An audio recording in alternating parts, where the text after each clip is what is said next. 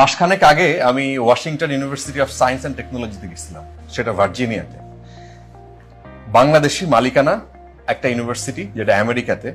আমি এটা নিয়ে একটা স্টোরি আপনাদের সামনে দিব, খুব তাড়াতাড়ি হয়তো দেখবেন।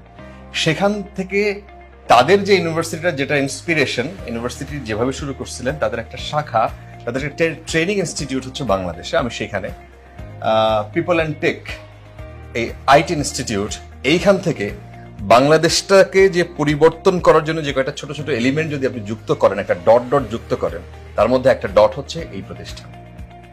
সেই ডটের এই যে আরিফ আমার সাথে, তুবা আছে, যে আইটি পৃথিবী এখন শাসন করছে, যারা আইটি চালায়, আইটি সেক্টরটা চালায়। আপনি বাসায় বসে সমস্ত কিছু অর্ডার করবেন, খাওয়া দাওয়া থেকে শুরু করে লন্ড্রি থেকে শুরু করে আপনার এডুকেশন, সমস্ত কিছু, সেই সমস্ত কিছু এক ছাদের নিচে বাংলাদেশে পিপল অ্যান্ড টেকও করছে। আমি একটু আপনাদের গল্প শোনাবো।